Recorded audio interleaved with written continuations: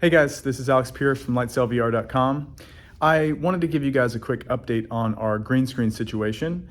Many of you guys know I've been building a green screen for our studio, and I want to give you guys a lot of the tips that I have learned so far and show you the progress where it's at right now. And yeah, so let's just get started here. So we went with psych, and one of the unique things about psych, you can see here from this angle, is that it's not just one corner.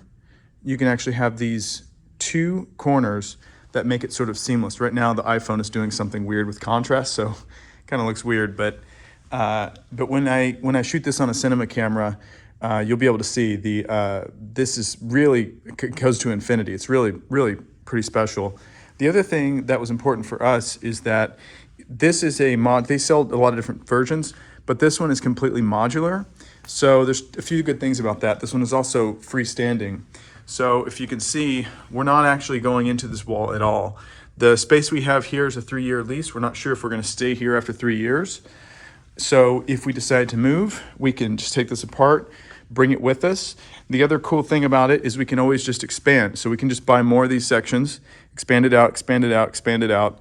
If we really wanted to, we could break this down, put it in a crate, ship it to NAB, set up a booth, and shoot on it there. So that's very interesting. So then the next thing I want to talk about is the lights. So I did a lot of research on the lights. I talked to a lot of gaffers, a lot of cinematographers, and again, this is all work in progress. I'm not done yet here. But one of the things is we have this false ceiling, and I think maybe not everyone, but a lot of people have a false ceiling like this. And so the first thought was, okay, well, maybe we could build a grid.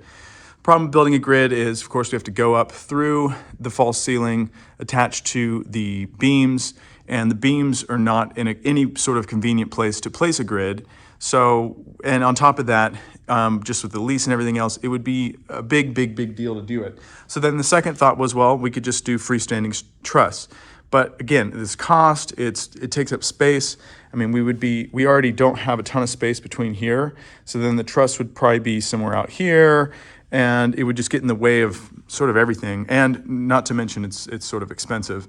So you can see what I've done here is I've actually, let me just zoom in. So I've used scissor clamps, that's these things here. And then I've used some different hardware to come down, and I've just used individual bulbs. So one of my friends, Nick Mahar, is a DP. It was his idea that, you know, if weight is a huge consideration, instead of buying whole lights, just buy the individual bulbs. And then I'm the one who had the idea that, you know, if we put 4 bulbs all hanging from one of those with a shell, which was the other idea, it's just too much weight for the false ceiling without putting some more support up in the top. And so if we rigged them individually as lights, they weigh very little, then it'd be no problem. We wouldn't have to do anything else in terms of support or lease or anything like that. So, and then you can see I just have these clips that hold them together. So if you're interested in knowing exactly what I have, I'm happy to share it in the comments. The other thing is these are Quasar tubes if you're interested. The other thing is Quasar makes an attachment for their lights, power attachment, so that you can put 4 cables into one, but it's like $250 as opposed to like a $15 extension cord for these things here. So here's from a different angle here. So you can see there's power attachments right here at the back, and they're just going into an extension I got from Amazon. It's like $10 each, and that goes up to a stinger that's in the false ceiling, and then that runs over to the back. So the cable runs through the ceiling, down, and I've put it on this dimmer here. So now you can dim the lights down, you can dim them up, or you can go down.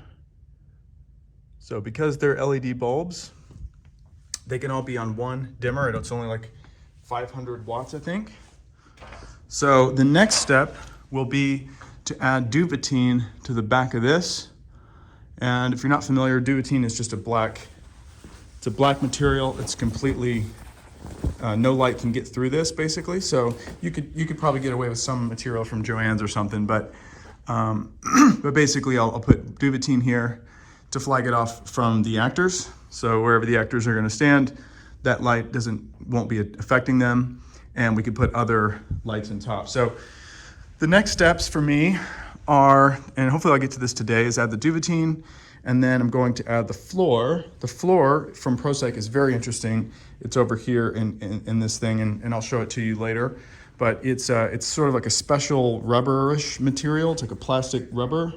And if you see up here, their paint has, the nap that you use has a texture to it, which helps trap some of the light and make it less reflective. And the floor has something very similar. And it's also very interesting because you can just wash it off. You don't have to repaint the floor every time. So definitely interested to see the floor when it's all set up.